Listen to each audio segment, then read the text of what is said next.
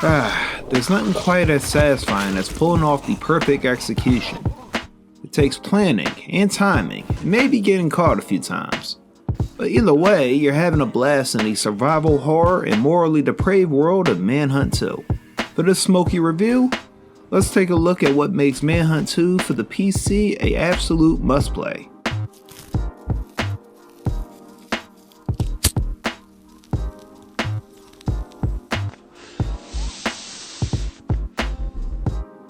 Until recently, I only played the PS2 version of Manhunt 2. I remember renting the game back when it first came out, but it was so short I finished it within one weekend, so I never bothered to get a copy. I wish I did though. Nowadays, the game is a little more expensive than I would like to pay for a PlayStation 2 game from 2007.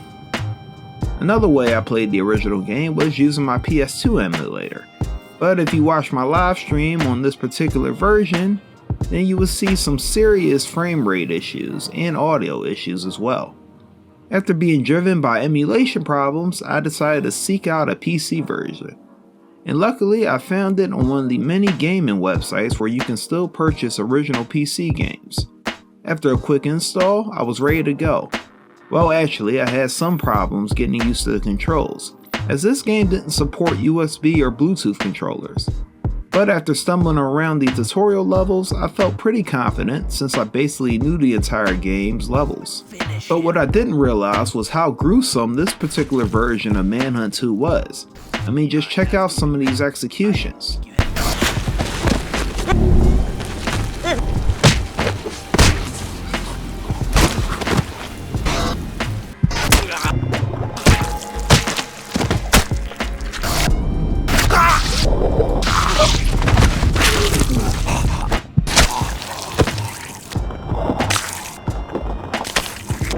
These kills depicted in the game might not seem too bad today, but in 2007, Rockstar got a lot of attention for its depiction of graphic violence in the original version. A lot of noise. There's an international outcry against it.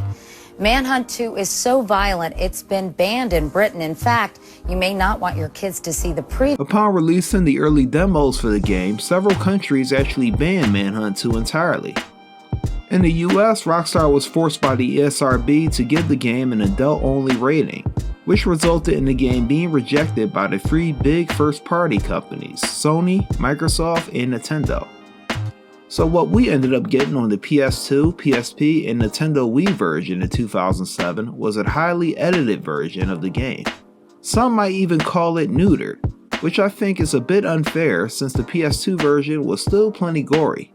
Video game just released today. It is called Manhunt 2 and it is being described as one of the most violent and gruesome video games ever produced for a mass market. It is so violent, in fact, that it was banned in Great Britain. While playing this game for this review, I cringed at performing a lot of the execution moves, at least at first anyway. And that's probably due to the fact that this game has you performing mouse movements to carry them out. In many instances, you have to move your mouse up or down to perform stabbing moves. And with melee moves, with certain objects such as blunt objects, you have to move your mouse left and right to simulate swings. But some weapons, like the crowbar, will actually have you moving the mouse clockwise as you twist the metal rod in the back of an unfortunate enemy. To me, these mouse commands made the player feel more part of the game as if they were actually performing the kills themselves. One of the details I enjoyed about Manhunt was the variety of weapons available for the player to swap whenever they get a chance. They range from bladed items such as shards of glass, razor blades, and even the occasional sword. You also have a good variety of blunt instruments to choose from as well, from the classic baseball bat to the electric taser, which is definitely my favorite since you can explode enemy heads with it. And yeah, you also have guns such as revolvers and pistols and machine guns, but to me, Rockstar added way too many levels where you just shoot it out with enemies. Surviving these battles, even in insane mode, is super easy. Most of the hunters are terrible shots and basically don't try to take cover at all, and many of the guns such as the machine gun are just way too overpowering. I think the coolest feature by far is the ability to use environmental kills. Let's say you see a target by a manhole cover. Well, you can actually bash their head with the cover and stuff their bodies right down the sewer. Or by chance you catch your target relieving themselves in a public restroom. Well, you can then smash their head right on the urinal. And speaking of environments, Manhunt 2 provided a good variety of different locations with its own environmental execution opportunities. And with these new locations added are some new difficulties to pass through. For instance, enemies can now investigate the shadows and spot you. In order to avoid this, you have to move your mouse in a certain way so that the on-screen dock stays within the middle of the on-screen circle.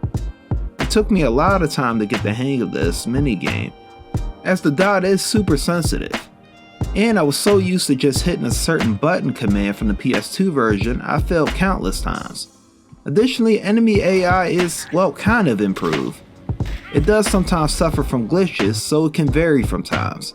But I would have to say it was generally challenging to perform some of the more sinister executions.